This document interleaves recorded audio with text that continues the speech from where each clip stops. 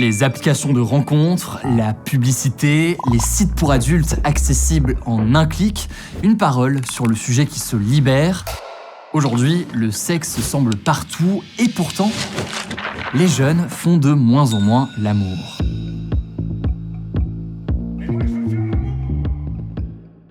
Mais avant d'entamer la vidéo, on voulait vous parler de notre partenaire Rhinoshield qui nous soutient dans la réalisation de cette vidéo. On ne vous présente plus la marque spécialisée dans les protections d'appareils électroniques ou d'accessoires, et si on en parle aujourd'hui, c'est parce qu'à l'occasion du Black Friday 2024, qui aura lieu jusqu'au 3 décembre, plusieurs de ces produits seront disponibles jusqu'à moins 40% sur le site de Rhinoshield. On peut retrouver des coques personnalisées en collaboration avec nos films préférés comme Le Seigneur des Anneaux, Harry Potter ou encore Star Wars, avec des réductions allant jusqu'à moins 20%. Il y a aussi des promotions sur les coques d'iPhone 16 ou pour la nouvelle coque Circular Next, qui est entièrement recyclée et recyclable jusqu'à 5 fois, avec des réductions allant jusqu'à moins 10%. Alors si vous cherchez à protéger votre téléphone, votre montre ou même vos AirPods, vous pouvez bénéficier de moins 15% sur n'importe quel produit Rhinoshield avec le code HugoDécrypte, en plus des réductions qui sont déjà présentes sur le site. C'est l'occasion parfaite pour offrir un cadeau à l'un de vos proches à quelques semaines des fêtes de Noël, alors si ça vous intéresse, le lien est dans la description.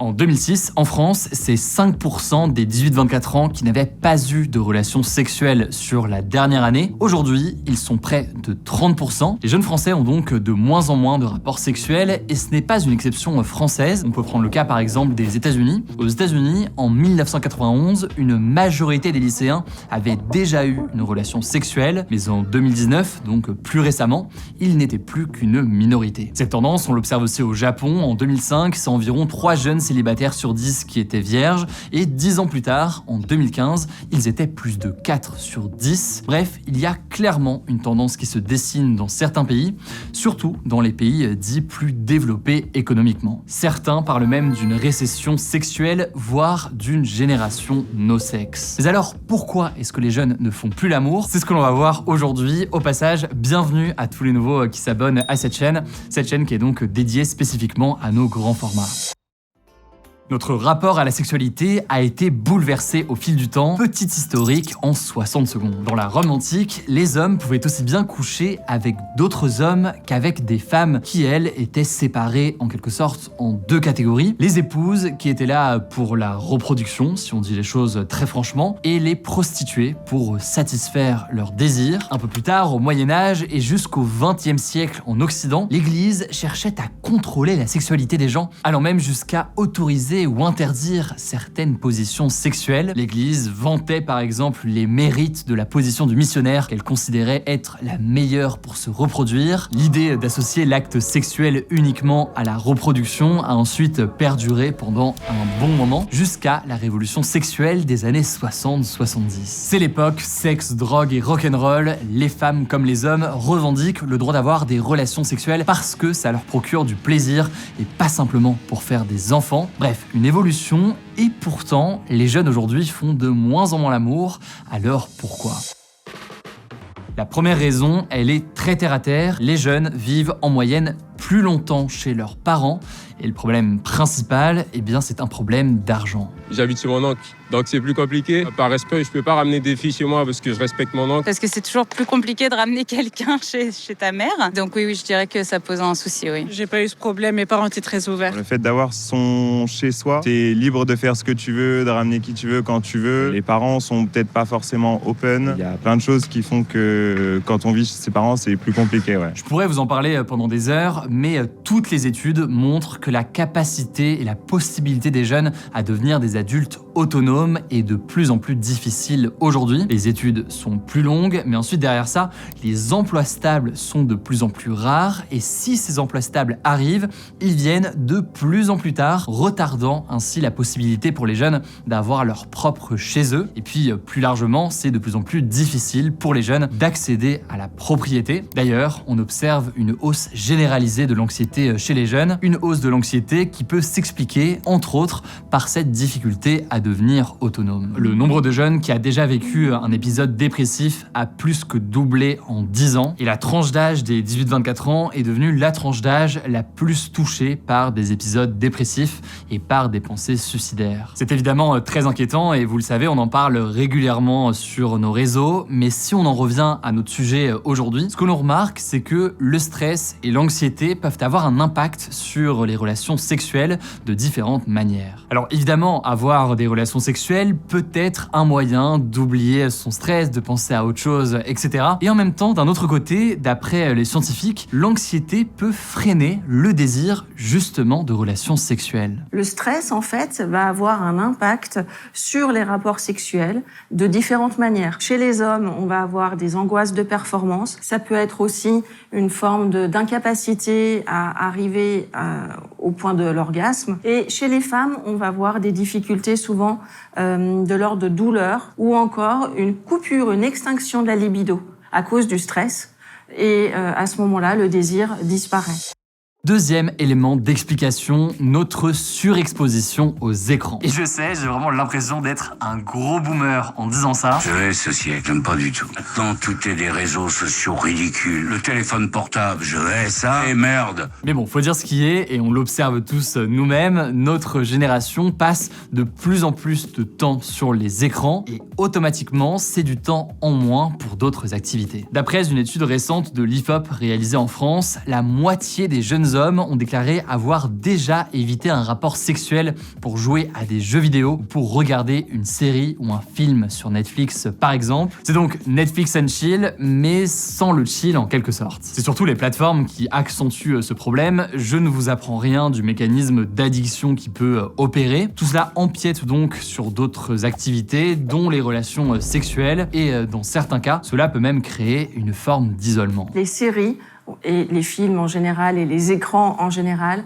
ont un pouvoir de captation qui est très important. Les images, la musique, les agencements dans un film, dans une série, le suspense vont produire tellement d'émotions que pas mal de personnes vont se détourner de la sexualité, trouvant plus d'émotions et activant plus leur circuit de récompense à travers les écrans. Bon, mais il n'y a pas que la question des réseaux sociaux ou de Netflix, vous comprenez peut-être où je veux en venir, il y a aussi la question de la pornographie. En 2022, Pornhub, qui est l'un des géants de l'industrie, figurait même parmi les sites les plus consultés au monde. Aujourd'hui, c'est donc plus facile que jamais d'accéder à ces contenus quand on est mineur. Plus besoin de piquer discrètement des magazines ou des cassettes comme d'autres générations. Tout est à portée de clic, de façon gratuite et illimitée. En moyenne donc, les jeunes s'y mettent beaucoup plus tôt qu'avant. On considère que 28% des moins de 18 ans se rendent au moins une fois par mois sur un site pour adultes et environ 9% s'y rendraient même tous les jours. J'ai vu des films pornographiques à l'âge de 20 ans. Pour la première fois, je suis allé au cinéma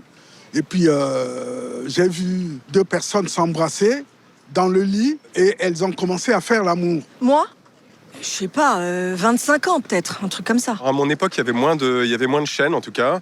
Il n'y avait pas encore Internet quand j'étais ado de la même façon qu'il y a aujourd'hui. Je sais pas, c'est peut-être 18-20 ans. 18 ans, je pense. La première fois que tu le vois vraiment, même avant d'en consommer, où tu tombes dessus, je pense que ça doit être fin collège. Hein. Très jeune, 13 ans. On doit être sur du 12 ans. Ah ouais. Bref, on voit bien que l'accès aux sites pour adultes se fait de plus en plus jeune et au passage, contrairement à certaines idées reçues, ils sont visités à la fois par des hommes et par des femmes, même si on peut quand même le noter, les femmes sont un peu moins nombreuses à en consommer et elles passent en moyenne moins de temps dessus. Or, cette consommation accrue et précoce des sites pour adultes ne serait pas sans conséquences. Par exemple, alors que un tiers des hommes de moins de 35 ans sont victimes de troubles du désir ou de problèmes d'érection, il serait la moitié à en être victime lorsqu'ils visionnent quotidiennement des sites pour adultes. Par ailleurs, cela pourrait aussi créer chez certains soit une forme de lassitude vis-à-vis des relations sexuelles, soit autrement faire naître des formes de complexes. Il y a des angoisses de performance. Beaucoup de personnes jeunes aujourd'hui se disent « mince, comment je vais faire pour faire la même chose, pour durer autant ?» Donc avec cette confusion, en tout cas, ce désir de faire correspondre des images marchandes au réel. Et ensuite, chez les femmes, c'est aussi une forme de mésestime ou de baisse de confiance en soi, en disant « mais je ne pourrai jamais correspondre à cette sexualité formatée, à ces stéréotypes ». Donc ça peut aussi mettre le doute sur ses propres capacités. Il y a donc cette pression de la performance, notamment chez les hommes, tandis que du côté des femmes, elles seraient de plus en plus nombreuses à avoir recours à ce que l'on appelle de la chirurgie de l'intime, parce que leur anatomie génitale ne ressemblerait pas forcément à ce qu'elles voient sur des sites pour adultes, ou alors à ce qui est promu par certaines personnes sur les réseaux sociaux. Je trouve que c'est super important d'avoir un beau vagin. Genre moi j'ai de la chance, j'ai vraiment un beau vagin, genre je sais pas les lèvres ou quoi qui dépassent. C'est comme si j'avais 12 ans genre. Le problème c'est que l'éducation sexuelle aujourd'hui, ça reste une démarche plutôt solitaire. On est largement livré à soi-même entre ce qu'on va entendre à droite à gauche et ce qu'on va trouver sur internet, y compris donc des sites pour adultes. Le sujet reste relativement rare à l'école et pendant les cours d'éducation sexuelle, on aborde surtout la question de la sexualité sous l'angle de la reproduction, donc comprendre comment est-ce qu'on fait des bébés, et aussi la question des rapports non protégés. J'en ai eu quelques-uns qui étaient assez sommaires, très juste banane capote, aucune info sur le consentement, les identités LGBT. Principalement des IST, comment essayer de se protéger. Ouais, ça se limite à ça. C'est plus de la protection, de la prévention qu'autre chose. Moi, je pense que c'était plus sur la reproduction en général que sur la sexualité. Comment mettre une capote sur une banane, quoi. Pendant ces cours, la question du plaisir, mais aussi la question importante du consentement n'est pas toujours évoquée. Or, en parallèle, on le voit, l'idée d'amener de tels sujets à l'école, des sujets d'éducation sexuelle, fait souvent débat et divise notamment les politiques. D'ailleurs, ce n'est qu'en 2017 que des collégiens ont pu voir pour la première fois dans un manuel scolaire un schéma de l'appareil génital féminin, avec notamment une représentation exacte du clitoris, responsable du plaisir féminin. Le clitoris, qui peut mesurer jusqu'à 10 cm, était jusqu'alors représenté par un simple point, ou alors il était carrément absent. Donc en plus de ne voir qu'une représentation incomplète de l'appareil génital féminin, la question du plaisir féminin était tout simplement passée sous silence.